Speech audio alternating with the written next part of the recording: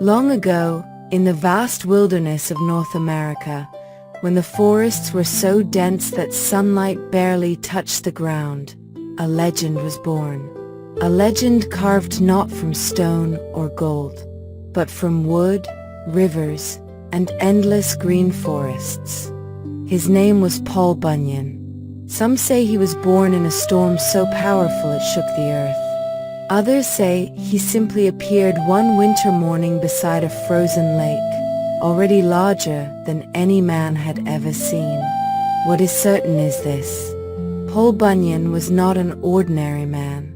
He was a giant, a lumberjack whose footsteps shaped rivers,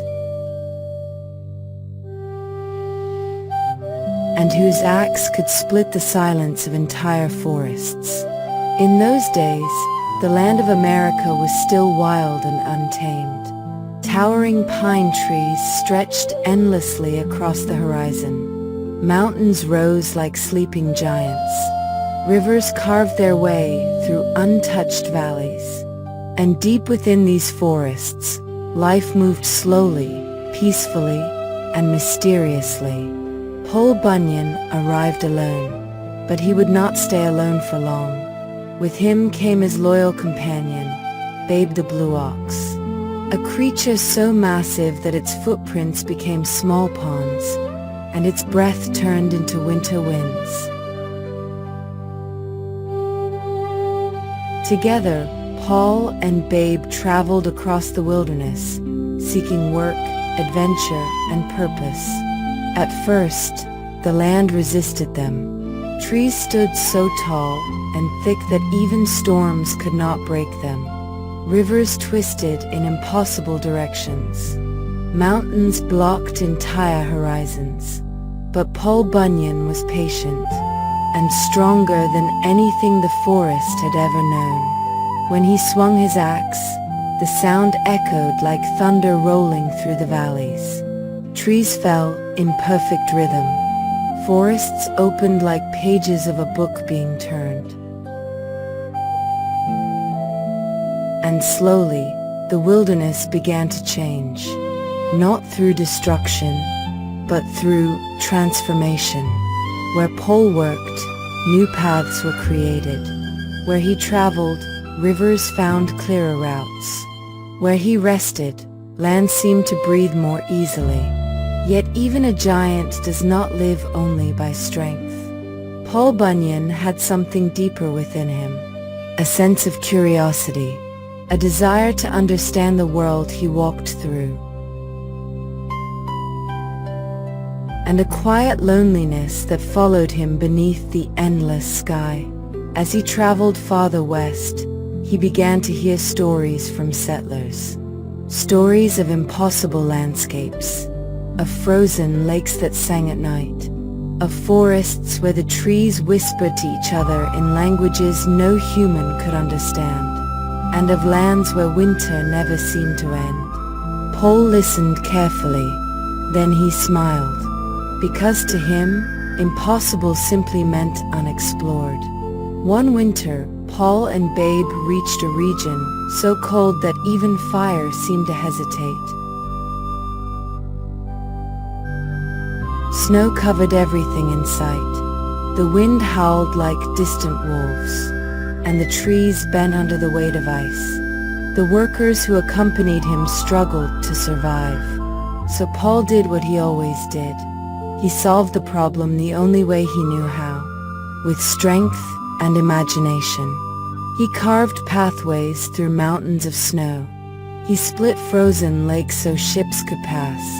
And when the cold became unbearable, he is said to have warmed entire camps simply by breathing near them. Over time, his reputation grew. Lumberjacks spoke of him in hushed tones around campfires. Some said he was a protector of workers. Others claimed he was a force of nature disguised as a man. But all agreed on one thing. When Paul Bunyan was near, the impossible became possible. As years passed, Paul's influence spread across the continent. He is said to have shaped valleys with his footsteps, created lakes with the imprint of his axe swings, and formed mountains by stacking stones during moments of rest. Some stories even say the Great Lakes were formed when Babe the Blue Ox slipped during a walk, leaving behind massive footprints that filled with water. Whether true or not, the stories felt real to those who told them, because they carried something deeper than fact. They carried wonder. But Paul Bunyan was not without challenges. Not all forces in the wilderness welcomed change. There were storms that refused to move, forests that seemed endless and unbreakable, and nights so dark that even the stars seemed hidden. In these moments, Paul would sit beside a fire, silent and thoughtful. Babe would rest nearby, the ground trembling softly with each breath, and together they would wait for morning. Because even giants understand patience. Even legends need time. One day, Paul began to realize something important. The land he had been shaping was becoming something new. Not wild, not untouched, but something in between. A place where humans and nature would eventually learn to coexist. He understood then that his role was not just to cut trees or carve paths, but to help the world grow into its next form. And so his work changed. He began planting trees after clearing land. He guided rivers instead of forcing them. He protected forests that were meant to remain untouched. The giant lumberjack became something more, a guardian of balance. As time passed, Paul Bunyan slowly faded from sight. Some say he walked farther west until he reached lands no map could contain. Others believe he simply returned to the wilderness, becoming part of it once again. But his presence never truly disappeared. In the creaking of tall trees during strong winds, in the deep echo of falling timber, in the mist rising above ancient forests, some still say you can feel him, watching, protecting, remembering. And Babe the Blue Ox?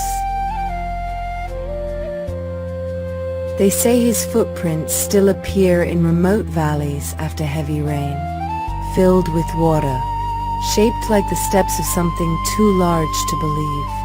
And when travelers see them, they pause. Not in fear, but in awe, because legends like Paul Bunyan are not meant to be proven. They are meant to be felt. A reminder of a time when the world was vast, mysterious, and full of stories waiting to be told.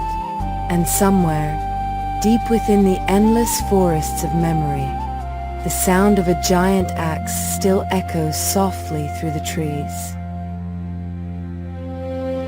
Slow, steady, endless, the rhythm of Paul Bunyan, the giant lumberjack of America, the guardian of the wilderness, and one of the greatest legends ever told.